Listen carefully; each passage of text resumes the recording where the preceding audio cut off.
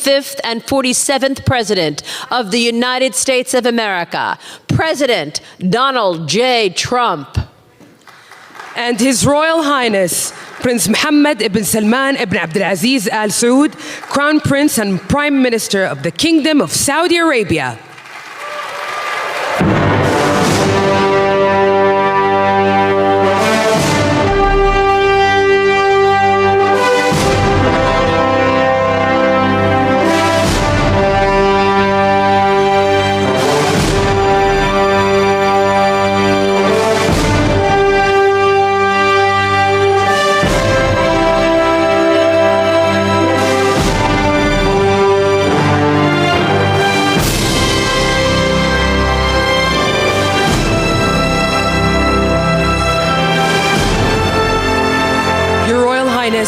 We now invite you to deliver your remarks. The floor is yours. سمو سيدي الكلمة لك. فخامة الرئيس دونالد ترامب، الحضور الكرام، يسعدنا نلتقي بكم اليوم في واشنطن بعد 6 أشهر من انعقاد منتدى الاستثمار السعودي الأمريكي في الرياض، الذي انعقد خلال زيارتكم فخامة الرئيس، حيث وضعنا الأسس لشراكة تقوم على النمو والتنويع الاقتصادي والابتكار، كما وقعنا وثيقة الشراكة الاقتصادية الاستراتيجية بين بلدينا في خطوة تاريخية لترسيخ التعاون الاقتصادي. واليوم يسرنا توقيع اتفاقيات ومشروعات استثمارية جديدة تتضمن قطاعات الدفاع والطاقة والذكاء الاصطناعي والمعادن النادرة والقطاع المالي. We laid the foundations for partnership based on growth, economic diversification, and innovation, and we signed a strategic economic partnership document between our two countries. In a historic step to cement our economic cooperation, today we are delighted to sign investment agreements and projects that include sectors such as defense, energy, AI, rare minerals, and finance. This will contribute to generating huge job opportunities in our two countries and to economic growth. We contribute to strengthening our historical relations and developing investment tracks between our two countries in line with our ambitions. I invite you. And it's great to be here today at the U.S.-Saudi Investment Forum. Great group of people. The biggest, you got the biggest in the room. But some of the most talented, maybe most importantly, the word talent, successful and innovative business leaders anywhere on the planet. Whether you have come from near or far, we're delighted to have you invest right here in the hottest country anywhere in the world. Every leader is saying the United States we're the hottest country in the world. We're going to keep it that way too. But this has been, according to those that seem to say it, and I will say it, I would never say a thing like that because I want to be very modest. I always want to be modest as I can. They say this has been the best 9 months that any president has ever had. I'd say that's pretty good, right? But we've had a great 9 months. Now we have to do it more than a few more times. We just have to keep it going. We'll keep it going. I want to thank my friend, a great gentleman, Crown Prince Mohammed of Saudi Arabia, for his bold leadership and deep commitment to the ties between our two countries. Thank you. Thank you. Great gentleman. Yesterday, we had a phenomenal visit at the White House celebrating the 80-year bond between the United States and Saudi Arabia. We ended with an unbelievable show last night in a room that was far too small, but the next time you're here, you'll have a much bigger room. It's gonna be much bigger.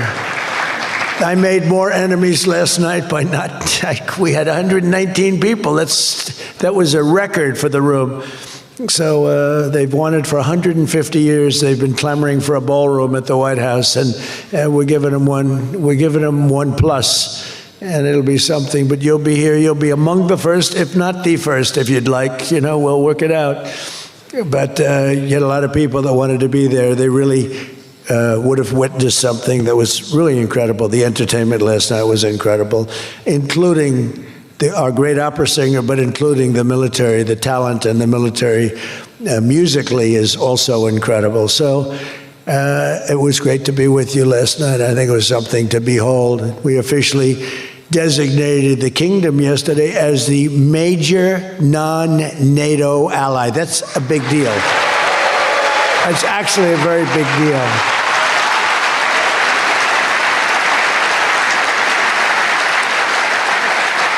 a great honor. That happens seldom, very seldom, if at all. So I just want to congratulate you on that. That's a sign of trust. We signed a historic strategic defense agreement yesterday also, and that's something that is likewise very rare, and it's a very honored company that you're in. And we're going to be selling Saudi Arabia some of the greatest military equipment ever built. We build the best military equipment in the world by far. That's why we do the most business, including nearly 300 American-made tanks, is what you're buying, among many other things, the airplanes, and we're working on getting that approved very quickly. It's already approved, but don't worry.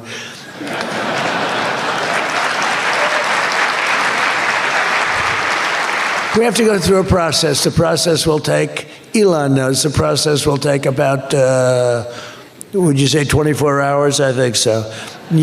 You're in good shape, very good shape. The partnership between our two nations is among the most consequential in the entire world, and together the Crown Prince and I are making an alliance stronger and more powerful than it's ever been before. We've had good relationships and frankly not good. You didn't have a good relationship with Barack Hussein Obama. You didn't have a good relationship with Sleepy Joe Biden. But you had a great relationship with me, and now it's as good as it was, and probably even better if you think about it, because we took the dark cloud away from your country. It was called Iran and its nuclear capability, and we obliterated that very quickly and strongly and powerfully. But that was a real cloud over the whole Middle East, and now they want to make a deal. They want to make a deal. They want to see if they can work out a deal with us, and we'll be doing that probably. But that was a terrible cloud that you had to live with for a long time. 22 years they were thinking about doing that, the B-2s. That was even before the B-2s. Those B-2s, what machines they were, they flew in, they were undetectable, and they dropped their payload, and every single bomb hit its exact mark, which was a shaft going deep into the mountain. And every single one of them hit, and it was total obliteration. And then I was criticized by some of the fake news for saying the word obliteration was too strong, perhaps. They had no idea. Nobody saw it. 3 days later, when the Atomic Energy Commission went, they said it was total obliteration, beyond obliteration, they said. But they want to make a deal. We'll see what happens. This week, our countries also signed groundbreaking agreements on civil nuclear energy, critical minerals, and artificial intelligence. And I want to congratulate a lot of the great American leaders, business leaders that are in the room, and they'll do a great job for Saudi Arabia and for a lot of other people in the room that are buying your product, taking your product, and using your product. All of that is in addition to the $600 billion investment in the United States that Saudi Arabia announced during my unforgettable visit there last spring. Well, I said, could you try and get that up to $1 trillion? And yesterday, the Crown Prince announced that the number that they'll be investing in the United States is $1 trillion. So that's really an honor.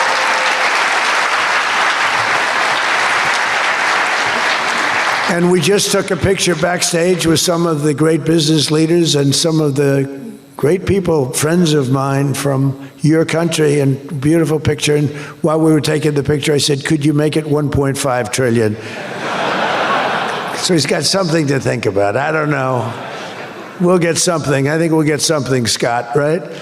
But many of you in the room are playing a key role in making these projects happen, and we're told that $270 billion in agreements and sales are being signed between dozens of companies, and that's just happening today, $270 billion. That's big stuff.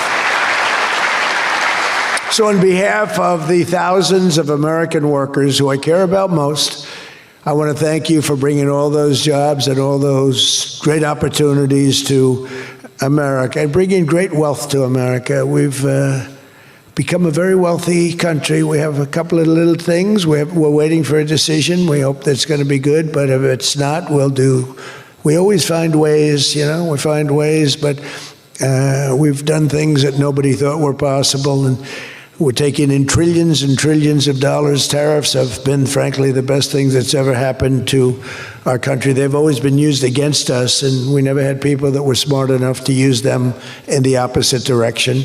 But now you do, and we have taken in trillions of dollars, and it's been absolutely amazing. We're going to be doing a dividend to the people, low and middle income, moderate income people, of at least $2,000. In addition to that, we'll be paying down debt very substantially. It's the kind of money we're taking in. And really, countries that took advantage of us are no longer taking advantage of us. Friends, some of our friends treated us far worse than our enemies on trade anyway, and we've got that all straightened out. And everybody's happy. They respect us again. You know, it's like one of those things. I think they like us better, and they actually respect us, and it works out much better for us, too. But I especially want to thank our numerous Saudi friends here today, including the ambassador to the United States, a friend of mine, Princess Rima. Thank you very much. Great job. Great representative you have. You sent a good representative. And many distinguished ministers and members of the cabinet, governor of the Public Investment Fund. Where's Yasser? Yasser's here someplace. Sometimes I see him dressed both ways. I don't know. It's cooler that way. I'd dress that way if I could. Yasser's terrific. He's a terrific man, actually. So thank you very much, Yasser. And Secretary Scott Bessent, who's been fantastic. Where's Scott? We're thinking about him for the Fed, but he wants no part of it. He likes being Secretary of the Treasury. I think we'll leave him. So let's cross your name off, right? Officially, right? Remember, you said that. I love the Fed job. To me, it's the easiest job in the world. You play golf for 28, 29 days, then you go and make a little speech, tell everybody, in the case of the current guy, the wrong information because he has no clue.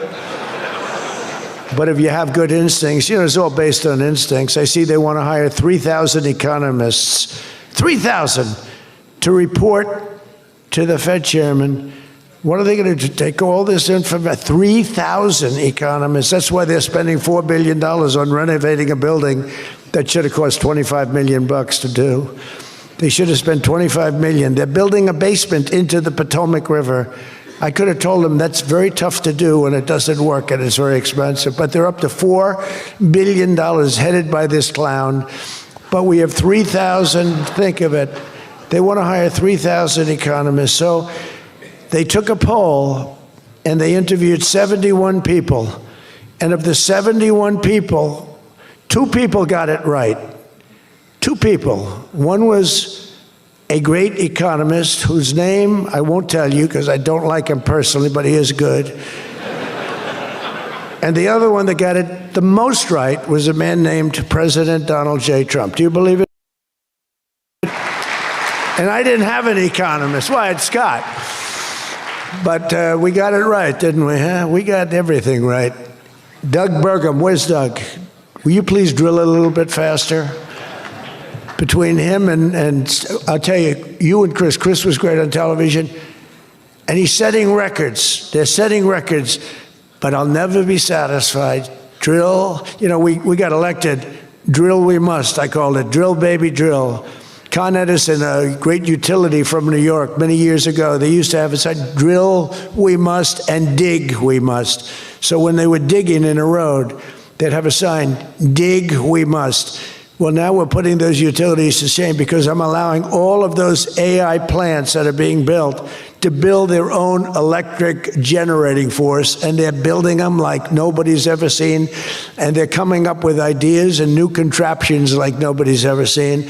And this way they can't blame me for not producing electric. I said, you produce it yourself. And actually they didn't believe I was saying that because nobody ever thought of a thing like that. They're building a massive plant. They were going to hook it up to a 200-year-old grid. And you know that wasn't going to work because there's no way of doing that. No way we could have done that. And I had the idea. This was my idea, approved by a couple of people. I said, why wouldn't that happen? They're building a plant for $50 billion. You know, if you build a shopping center for $50 million, it's okay. It's not a bad shopping center. 500 million, you're talking about top of the line. 50 billion. So when it was first explained they're spending 50 billion, I said, no, you mean 50 million. No, sir, we mean 50 billion. And then I saw some of them that were the size of Manhattan. I said, they did mean 50 billion. And I said, well, what you're going to do is with that, how would you like to build your own electric generating plant? And they looked at me like I was crazy, because something like that, they really didn't understand it. The smart guys, they didn't understand it. They said to me at the next meeting, sir, the biggest problem we have will be electricity. I said, you don't understand. I told you last week, you're going to build your own. I'm giving you approval to build your own plant, and you will be approved within a period of 2 to 3 weeks. It used to take 20 years prior to termination. In other words, you would wait 20 years and you wouldn't make it. You'd be voted down 5 to 4.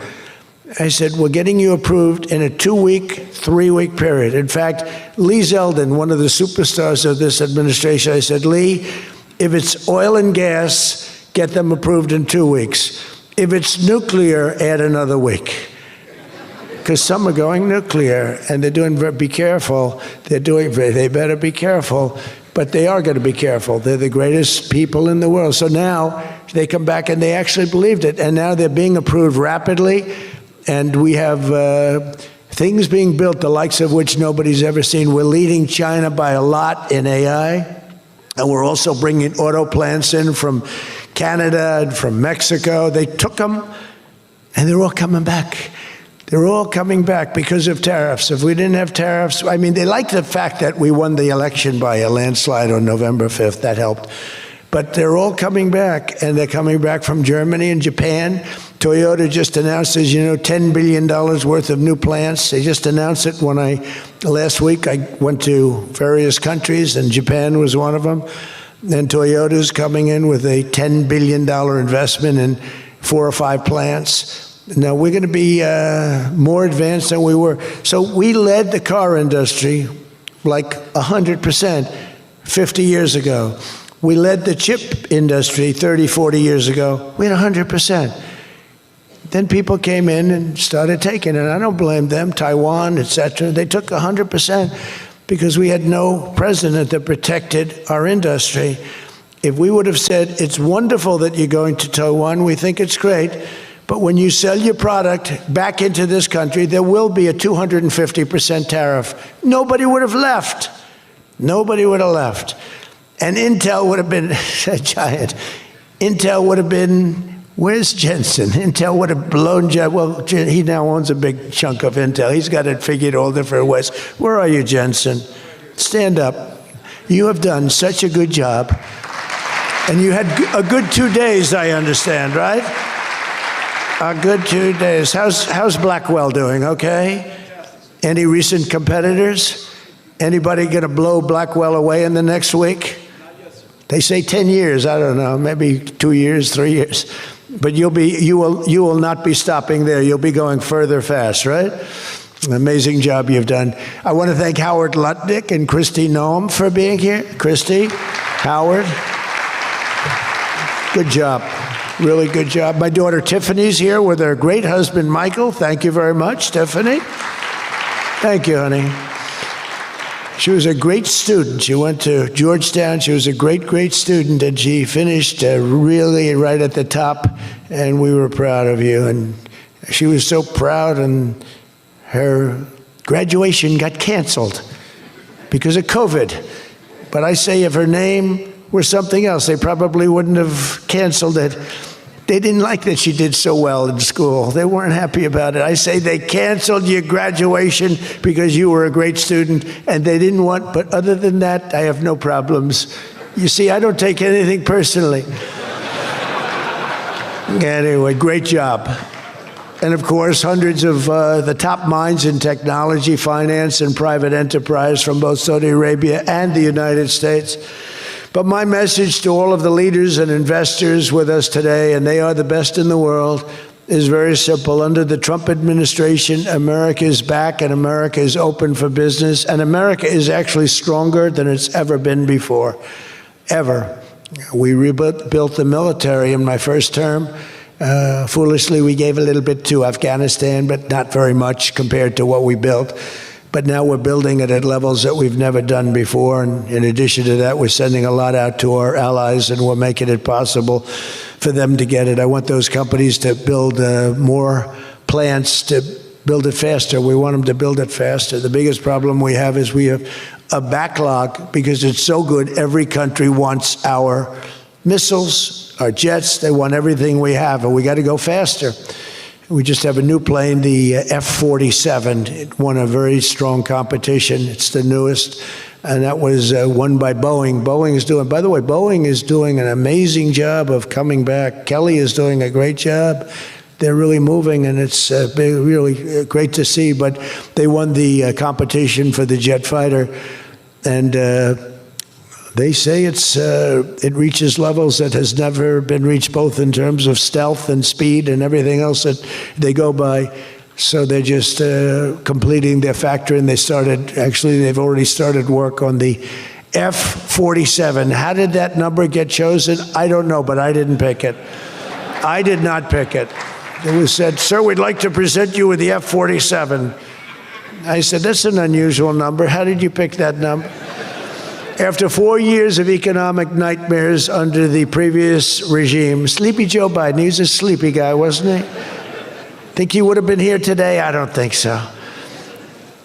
Americans have rejected the failed, and they were really failed, far left models that you were looking at of high taxes and massive spending, soaring costs, crushing regulations, and trillions of dollars in green new scams. Everything was a new scam, green, green, green. Look, I'm all for the environmental everything. I'm all for climate change. You know, they have new word, climate change. Used to be global warming. It's global warming. Well, that didn't work. It started coming down. They did the global cooling thing. Then they just said, we can't keep up with this. It's too much. So we'll go, perfect words, climate change. They're covered. If it rains, if it snows, if it's warm, it's climate change is destroying the world. Remember? The world was supposed to have been gone 2 years ago. They gave us 12 years, Howard, to live, right? 12 years. But that was 14 years ago. The world was going to burn up, but it got actually much cooler. They know these people. It's a little conspiracy out there. We have to investigate them immediately. They probably are being investigated. Their policies punished success, rewarded failure, and produced disaster, including the worst inflation in our country's history. We had the worst inflation in history, and now we have a beautiful normal inflation. It's going to come down over the next few months a little bit more, but we have a nice normal inflation. We had the highest inflation in the history of our country. 9 months ago, our country was dead. But now America is the hottest country anywhere in the world. We're the hottest country. I don't care what country you're with. America is the hottest country considered. And we did this in a period of 9 months. We're a little longer than that, but it took me about 2 weeks to get started. We're rewarding those who build and create, invent, and invest in the USA. And you know, our big, I call it the great, big, beautiful bill. It's the biggest bill ever passed in the history of Congress. And Scott and I and all of us, we sat down and we said, let's do it, along with the Speaker and John Thune and everybody, said, let's do it all in one bill. And a lot of people were they said, you'll never get it approved. And we didn't have a huge majority. We had a huge presidential win. We won everything. We won all 7 swing states. We won the popular vote by millions. We won everything. But the one thing, we won one, it's called districts. The country has districts, and we won in terms of districts 2,750 to 550. And that's the most, that's why when you see the map of the election, it's the whole country, it's all red, and it's pretty amazing. 2 little blue streaks on the right and on the left, and they're very little and getting smaller. But it's been, it's been pretty amazing. But in 4 long years, Joe Biden secured less than $1 trillion. In 9 short months, I've secured $18 trillion to rebuild our factories, create hundreds of thousands of jobs, and bring back those Beautiful words, made in America. So think of that. He did less than $1 trillion in 4 years, and in 9 months, we've done more than $18 trillion, okay? That's called success. And we think that by the end of the first year, it'll be over $20 trillion. So, and thank you very much. You helped with that little boost you gave us, that little increase. We appreciate it so much. We appreciate you. So as just one example, under the deals being signed this week, workers at GE Aerospace, I think he's here. Where is he? Stand up. What a job you've done with your new engines. And where are you? You're there. It's not a very good location for you. I thought you have been amazing. Great new engine that's supposed to be more efficient, more powerful, and less costly. That's not a bad combination. But GE Aerospace will soon be delivering dozens of new airplane engines for 787 Dreamliners in Saudi Arabia's commercial fleet. Big order. It was a big order just secured. Every new job and every new factory created by these announcements builds up our middle class and really strengthens the industrial backbone of America. And, you know, I view it differently. I used to view it as it's great, great, great. The stock goes up. I view it, everything is jobs now because I don't care. I care about jobs.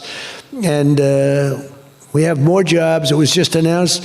We have more jobs right now than we've ever had in the history of our country. Those are big numbers. You know, it's like crazy. It's just a great stat. More jobs today than we've ever had in the history of our country. And we're going to be producing a lot more are coming.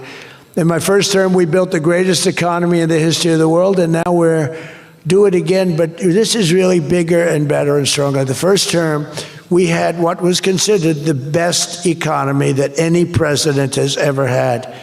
That's nice. And we got hit with COVID, remember? And we did a great job with COVID, but that was a horrible thing for the whole world. The whole world suffered. Your country suffered. Everybody suffered. And despite that, we had the greatest economy. And before that, forget it. We blew it off the charts. I'll never forget, I met with pollsters the day before I got the news about COVID, but I met with 2 pollsters because we were starting to think about the next election. They said, sir, if George Washington and Abraham Lincoln came back from the dead and they aligned and they went for the president, vice president as a combination, you'd be beating them by 25 points. And then the next day I was told that something strange is happening. There's a lot of death being reported in a certain country. I won't tell you which one because that country is well represented here, but you know which one. And thousands and thousands of people are dying. And I said, that's strange. What would that be? And it turned out to be a disaster for the world. There's, you know, nothing has been seen like that since 1917.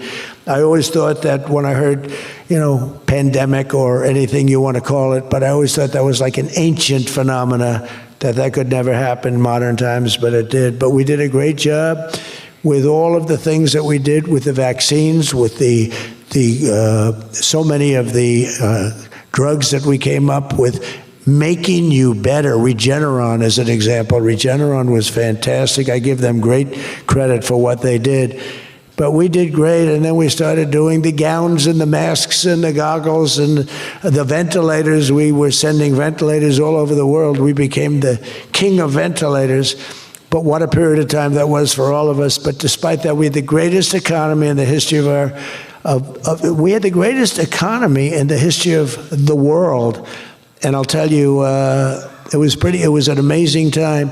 But this looks like it's going to be blowing it away, because when these plants, which are being built now, and many are going to be started very shortly, many, but when they open, we're going to see numbers the likes of which nobody's ever seen before. And, you know, in some cases, you're building extremely complex plants. You're building plants to make computers and to make telephones, to make a lot of different things, missiles. But you're building plants that make things that are very, very detailed, and you have to have great knowledge. And you're coming here and you find, if we don't have people that did that before, we are allowing you, and I may take a little heat. I always take a little heat from my people, the people that love me and the people that I love. They happen to be toward the right of center, toward the right. Sometimes they're way right. But If you have to bring people to get those plants opened, we want you to do that, and we want those people to teach our people how to make computer chips and how to make other things.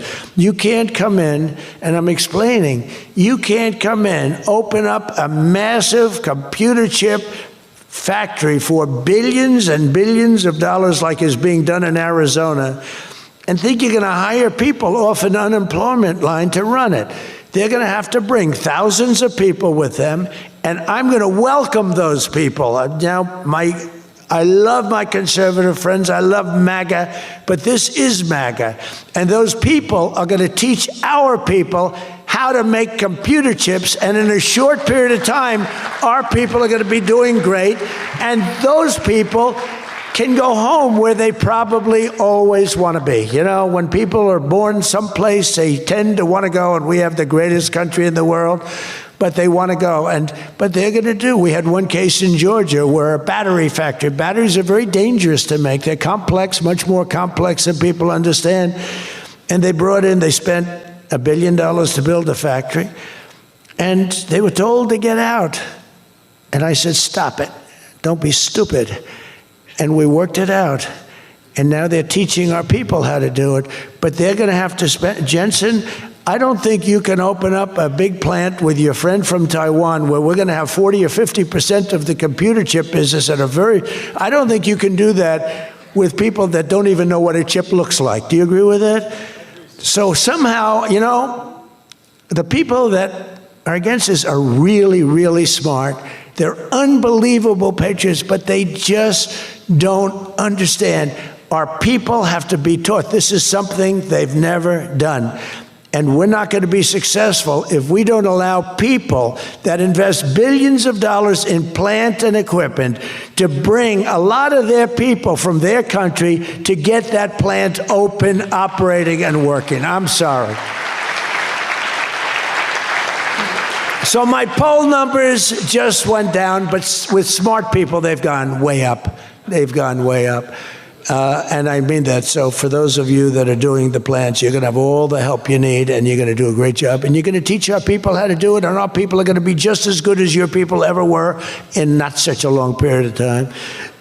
Since the election, the stock market has set, and this is a little more than 9 months, 46 all-time record highs. And the growth is now amazing, and it's lifting up the Americans and American economy like nobody's ever seen before. It's the biggest, there's never been a period of time like this. Wages for hourly workers are rising at the fastest pace in 60 years, and real wages for construction workers are up $2,200 a year, and that's good, and that's spending. They're going to spend. They're going to buy many of the things that you're making. In 9 months, we've lifted over 600,000 Americans off food stamps, and that's happening rapidly. You know, when we had the problem 2 weeks ago on the SNAP, and they talked about all of this, the numbers. So when I left, which was a rigged election, by the way, but that's okay. You know, they used to go crazy. I'd say rigged election. Nobody complains anymore because now they realize it was, and it's been proven, and it continues to be proven. But when I left, that number was $7 billion. Now it's $47 billion. That's Biden. So if you think about it, if Kamala, who's the same basic thing, grossly incompetent, he was incompetent, they're all incompetent because their policies are incompetent. Open borders, men playing in women's sports, transgender for everybody. I mean, they got the worst policy. I don't talk about it too much because if I talk about it, they might change. So, no, I don't talk about it. I tell people, don't talk about it. Wait till 2 weeks before the election and hit the hell out of them. Right? We talked about that, right, Elon? He said, we wait 2 weeks before. It's almost like you're at a war. Don't shoot yet. Don't shoot. Hold your fire. The enemy's rushing. Hold your fire. Don't shoot. Okay, now you can go. 2 weeks before. But I watched a guy the other day, a congressman, fighting for men playing in women's sports. And the new weightlifting record for a certain weight was just set. The man was 119 pounds higher than a woman champion who was a phenomenal champion. beat her by 119, and he was an average lifter prior to transitioning. A lot of the Saudis that are sitting here saying, what the hell is he talking about transition? They don't do a lot of transitioning. They're sitting here, the Saudis are saying, what is he talking about? They're saying, what do you mean women are playing against men? No, that doesn't happen, does it? Yeah, it does. These people are crazy. 1.9 million more American-born workers are employed today. Think of that, than when I took office. So we picked up almost 2 million workers, and more Americans are now working, as I said, than at any time in the history of our country. Under Biden, 1 out of every 4 new jobs went to increase the size of the federal government. So in other words, 1 out of 4 was a federal worker. Well, I love our federal workers, but that's not the way you can build a country. It's a short road to a disaster. Under my administration, 100%, think of that, of all new jobs created came out of the private sector.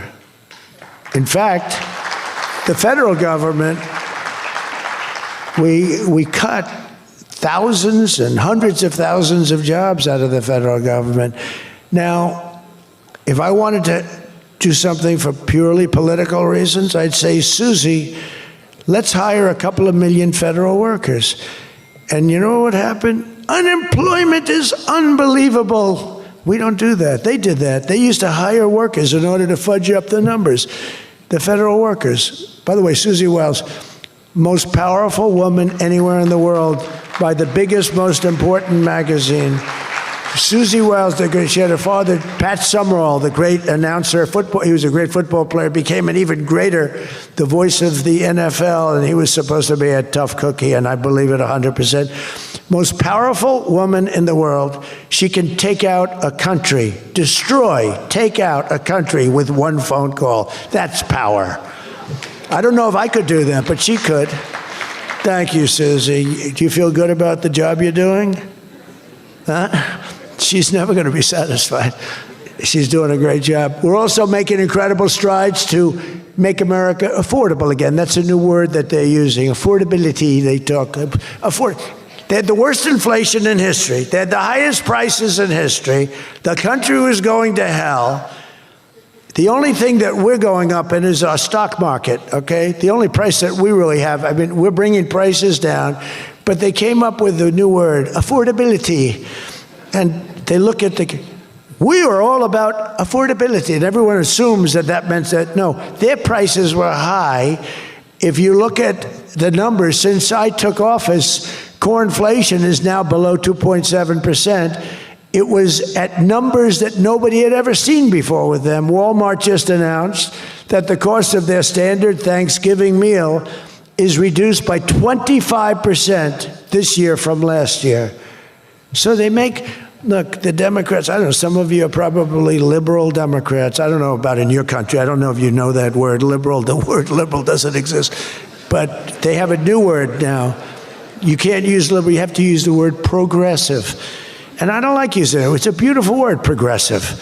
Progressive, that's not them. They're regressive. No, they're regressive. Think of it. So if I don't get in, we have $20 trillion. Let's say she gets in. Instead of $20 trillion, you'd lose $10 trillion, and your welfare and other benefits would go up by 30%. Look at SNAP. Look at what happened there. From 7 million to 47. From 7 billion to 47 billion. It would be that. So we would lose business. Countries and companies and people would flee our country. They would flee, and all of the other things would go up. In other words, would end up with a shell of a country, and I'm being nice when I use the word shell. This country would have been in big trouble, and I don't want to get him in trouble, but that gentleman right there, the most respected man in the room, that's today because we're here. Most respected man, I have to say that. Don't worry, when I'm with other countries and the leaders sitting there, I say the same about them. Don't worry. Don't get carried away. No, the most respected, one of the great leaders, he told me when I was in his country, he said, And I use it all the time. Sometimes I refer to him because I have great respect for him. I figure it sells better. But he said exactly these words. He said, it's amazing what you've done. 1 year ago, your country was dead. And now you've got the hottest country in the world. You were the first one that said that. And I've used your name hundreds of times. I use your name, I say, that king of Saudi Arabia said. But anyway, but it's true. We were a country that was in really bad trouble. We were a country that would have been dead, I believe, within a year or 2 years after the election. We were headed in a very bad direction. And now we're headed in the best direction, I think, that we've ever been headed. According to the USDA, Turkey is down, think of that, 33%. And I'm not talking about the country of Turkey. He's doing fine. Erdogan is doing good. Just want to, I don't want him calling me. I'm not down 33%. He's a friend of ours. We got to take care of our friends. Since March, egg prices are down 86%. Think of 86%. Many other prices are down in a similar number. When I first came into office, my first 3 days, I had a news conference, and they started screaming at me. Those people, that's a lot of people back there. Look at all the fake news. They started screaming at me, eggs, eggs. I didn't know anything about it. I said, what's going on with eggs? They're up quadruple. I said, I've only been here for 3 days. And we'll work on it. And we got them down very substantially. They said, don't buy eggs for Easter. At the White House, we have an Easter egg hunt. We buy thousands of eggs. The people come from all over, thousands. They asked me, sir, would it be possible this year to buy plastic eggs? I said, I'm not buying plastic eggs. The kids are going to pick up an egg. They're going to, what the hell kind of an egg is this? And we bought maximum number of regular eggs, and we got the prices. Brooke Rollins did a great job, Department of Agriculture. She did a fantastic job. And eggs are way down now. Mortgage rates are down despite the Fed. Scott, you got to work on this guy. He's got some real mental problems. And no, there's something wrong with him. It's just sweet. I'll be honest, I'd love to fire his ass. He should be fired. Guy's grossly incompetent. And he should be sued for spending $4 billion to build a little building. I'm building a ballroom that's going to cost a tiny fraction of that, and it's bigger than the whole thing put together. You got to work on him, Scott. The only thing Scott's blowing it on is the Fed. Because the Fed, the rates are too high, Scott. And if you don't get it fixed fast, I'm going to fire your ass, okay?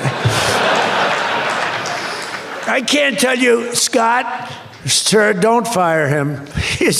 Sir, please don't fire him. He's got 3 months to go. Don't fire him. I want to get him out, Scott. Please. He's the voice of reason. You're very lucky you have him, I'll tell you that. You've done a good job.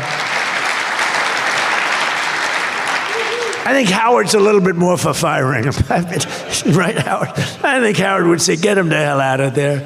Anyway, well, congressional Democrats wanted the largest tax hike in history. They wanted to raise your taxes by 42% 44%. I proudly gave you the largest tax cuts in American history. Don't forget, the great big beautiful bill doesn't kick in until January 1st. So all these numbers that you're reading about, all these great numbers, that's without the tax cuts. The tax cuts take effect on January 1st, and that's no tax on tips, no tax on overtime, and no tax on Social Security for our great seniors. Even people that go buy a car, they've never had this. Middle-income people don't know what the word deduction is. They don't know. This room, they live on deductions. Me too. How much of a deduction do I get?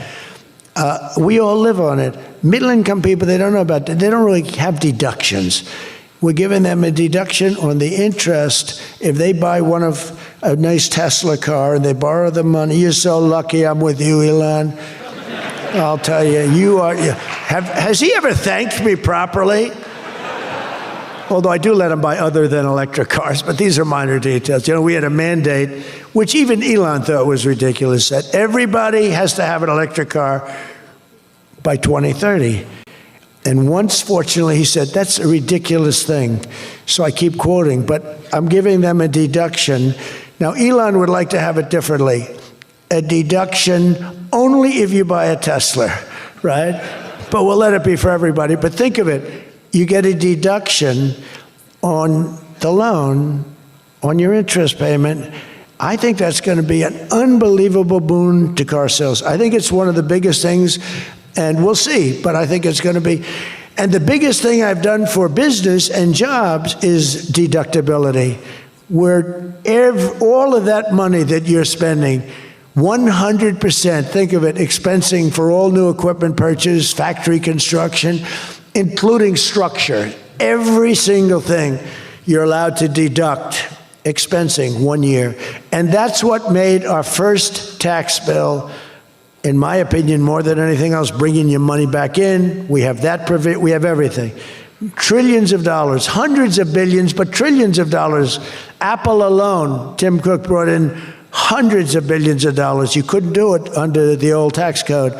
You'd have to pay so much tax, and just the bureaucracy of it. We made it very simple. We charged a fair rate, and we took in billions. Well, we have that.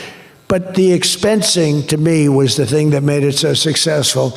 And the other thing is all of those tax cuts that we got, that was the largest tax cut in history.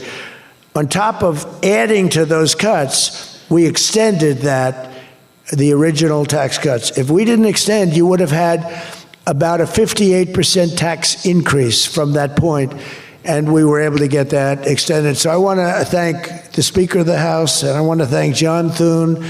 And a lot of people thought that bill, because we put everything into that one, we took 4 years worth of things and we put them into the great big beautiful bill, and we got it passed. It was close, like about a quarter of a vote. It was on fumes. We thought for a couple of moments we were not going to be able to get it. Then we would have had to have it in 9 or 12 or 14 different bills. And I don't think we would have gotten many of them approved. We would have gotten some easily approved, but some we would have gotten no votes on. By putting it all together, we got everything. And it was a great job, and I think someday it's going to be appreciated. But among other things, it's the biggest tax cut in history for people and for businesses. So just enjoy it, and think of me every once in a while when you're hiring new people and making a lot of money. You just think about us.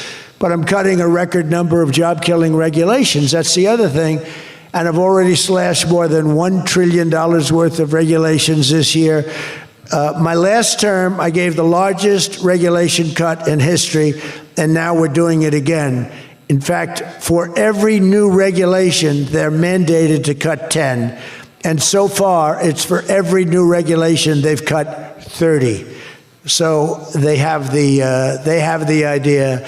And very importantly, we stopped Joe Biden's radical crusade to kill oil and natural gas. Somehow, I don't think Saudi Arabia would like me too much if we decide to kill oil and natural gas. There's nothing like it. It works. Windmills don't work. Other things, I don't want to get into it too much, but they don't work. What does work is natural gas, oil, nuclear, and other things. But the windmills are a disaster. I am the biggest negative person on windmills. They ruin your locations. They ruin. When I look at some of these countrysides that are littered with windmills, and every time it goes around, you lose money. The country loses money. It's a disaster. And I just hope that some of these countries that are losing their ass, we have countries that are going bankrupt because they're putting windmills all over the place. You're supposed to make money with energy, not lose money with energy. And we talk about oil, and we talk even clean, beautiful coal. I said, you're not allowed to mention the word coal unless you precede it by saying clean, beautiful. So I have my people in the office, they're talking about coal, right? And they're going, sir, a clean, beautiful coal is doing very well, sir. And then 2 minutes later, clean, beautiful coal. Then he mentions the third time, sir, coal. No, it's clean and beautiful because it needs a public relations help. Coal needs a little help, public relations-wise. So we refer to it as clean, beautiful coal, and it does have its place, that I can tell you. But we're streamlining permitting for all new energy projects, all new mining projects, and what used to take 28 days is now down to very little. But we had times when not 28 days, We had times when things would take 14, 15, 16, and even 20 years to get approved. We have a maximum day, 28 days. That's the maximum it'll take. It'll never take more. You can come in with $1 trillion factory. You can come in with what it takes, a maximum of. You don't have to go years and years and years, be abused by bureaucracy. If you build a plant now, you're going to have your plant done within 28 days. And a lot of you are all, because I see everyone shaking their head, you're all agreeing. We're getting you approved by very smart people quickly. You know, when you used to walk in with plans done by the best engineers in the world, thousands of pages, and drop them on some guy who's been there for 28 years approving environmental impact statements, and he's looking at pages that he's never seen, and he's supposed to approve it. He has no idea what the hell is in those pages. So we know what we're doing. We're going to get maximum is 28 days. That's why we have so much under construction, and people can't believe it. They can't believe it. And again, remember what I said, most important thing, you're building your own electric plant. You're really becoming a utility in addition to doing what you're doing. But you're building all of the excess, all of that energy, all of that electricity is being built. And your excess electricity, you can sell back to the federal grid. So we even make it there. Under the deals being signed this week, the world's two leading energy superpowers, America and Saudi Arabia, are partnering on energy like we've never partnered before. American Saudi companies represented here today are joining on liquefied natural gas, infrastructure, constructions, and making both of our energy sections, our sectors are becoming so strong. Just a quick story, in Louisiana, when I first time I got there were two massive LNG plants. One was under review for 14 years and was being rejected. The other one was for 18 years. The people of Louisiana, Doug, you know exactly what I'm talking about. And one was $20 billion, one was $24 billion, like the biggest things, like 3 Empire State Buildings lying on its side. It was massive. And I said, whatever happened with those plants? Well, sir, they're under review. How long has it been? 14 years and 17 years. And they had given up. Massive investments were being made by other countries and the richest people. They couldn't get them approved. I got myself involved. Right, Doug? The first one, I got approved in one day. The second one, I got a little cocky. I took my time. It took me 1 week. And they're both operating today, and they're tremendously successful. I got one, think of it. After 14 years, I was in office. I got involved. I got it done in 1 day. And it's been a tremendous success and made a lot of money for our country and for a lot of other people. And the other one took 1 week to get done. That one was under review, I think, for 14 or 15 years, both of them. So I'm very proud of that, actually. I also proudly ended the ridiculous Biden-era restrictions on artificial intelligence, and we will work closely with friends and partners like those in this room to build the largest, most powerful, most innovative AI ecosystem in the world, and we are going to work it so that you'll have a one approval process, not have to go through 50 states in the United States. You know, you can't go through 50 states. You have to get one approval. 50 states is a disaster because you'll have one woke state and you'll have to do all woke. You'll be back into the woke business. We don't have woke anymore in this country. It's virtually illegal. But you'll have a couple of wokesters, and we don't want to do that. We want to get the AI done, and I'm working with David. David's done a fantastic job. If he's here, I think he is. He is. Thank you. David's done a fantastic job. But we want one approval, one, and hopefully you have the right guy in the federal government. Hopefully you have the right president, but you have one approval, one approving body, not 50, not, hundreds of people all over the country looking at what you're doing. And basically you're forced to take the worst and the most onerous, right, Jensen? Are you happy with that, Jensen? Thank you. If Jensen's happy, I'm happy. But what's very important, we have to do that. And we have a couple of very good, very well-meaning senators that think every state should have a right to approve. We're not going to do that because that will not allow you to do what we have to do. And we'll get that straightened out.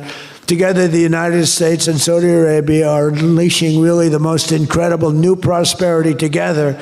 and we're also making history and forging peace. And I've settled 8 raging conflicts, 8 wars. I've settled 8 wars. I have 1 to go. You know what that one is. I thought that was going to be my easy one because I have a good relationship with President Putin, but I'm a little disappointed in President Putin right now. He knows that. I thought that was going to be the easy one. I settled 1 war, 36 years. I got it done in 1 day. I had another one, 32 years, millions of people killed. Even Congo and the Rwanda, they had 10 million people killed. It was out of control. I got that settled. I have a man's father who happens to be in this room doing a great job, right? Got that settled. I settled 8 wars. And I'll tell you, His Majesty would like me to do something very powerful having to do with Sudan. It was not on my my charts to be involved in that. I thought it was just something that was crazy and out of control. But I just see how important that is to you and to a lot of your friends in the room. Sudan, and we're going to start working on Sudan. I didn't think that that was one that was going to be so easy to do, but we're going to start working. Mohammed said, yeah, thank you. Thank you to you. No, it wasn't on my charts because I'm good at settling disputes, and I've always been. I've done very well with that over the years, even before this. But I was talking about the different wars, and look, India, Pakistan, they were going to go at it, nuclear weapons. I said, that's okay, you can go at it, but I'm putting a 350% tariff on each country, no more trade with the United States. No, you can't do that. I said, I'm going to do it. Come back to me, and I'll take it down, but I'm not going to have you guys shooting nuclear weapons at each other, killing millions of people, and having the nuclear dust floating over Los Angeles. I'm not going to do it. They said, we don't like that. I said, I don't care if you like it or not. So I was all set. I told Scott, 350% tariff to settle that war. If you don't, we'll make a nice trade deal. They were in the midst of a deal. Now, no other president would have done that. Another guy would have, like Joe Biden, doesn't even know what countries we're talking about. He wouldn't have any idea. There'd be no tariffs, no nothing. Just the whole world would go to hell. But no, I used tariffs to settle all these wars. Not all of them. 5 of the 8 were settled because of the economy, because of trade, because of tariffs. So I did this. But, and then I'll tell you what, the Prime Minister of Pakistan called me. Thank you very much. He actually said, I saved millions, and he said it in front of Susie. He said, President Trump saved millions and millions of lives. He doesn't even know that, but he saved millions of lives, and he talks about it. And I got a call from Prime Minister Modi saying, we're done. I said, you're done with what? We're not going to go to war. I said, thank you very much. Let's make a deal. But I saved a lot of people, millions of people, on many other wars. Azerbaijan, you know what was happening there? I settled that. That was going on for many, many years. Actually, Putin called me. He said, I can't believe you got that one settled. We've been trying to settle that one for a long time. I said, don't worry about that. Just let me settle your frickin' war, okay? You don't have to help me. I don't need any help. I need help with your war. And it'll get done. But working with the Crown Prince was amazing because he mentioned Sudan yesterday. And he said, sir, you're talking about a lot of wars, but there's a place on earth called Sudan, and it's horrible what's happening. And I viewed it as being just sort of a freelance, no government, no this, no that. And he explained the whole culture and the whole history, and it was very interesting to hear, really amazing, actually, to hear. And we've already started working on that, okay? He said that would be the greatest thing you can do. That would be greater than what you've already done. That was your expression. Is that a correct expression? Pretty good.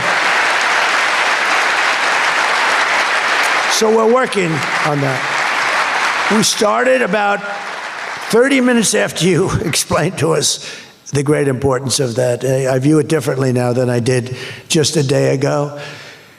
But we also, as you know, we had a historic ceasefire. We ended the war in Gaza. And 2 days ago, incredibly, the United Nations Security Council backed the Trump peace plan. And we have a great peace plan. We have peace in the Middle East. This is a strong peace, too. They say, oh, it's tentative. It's not. This is a very strong peace.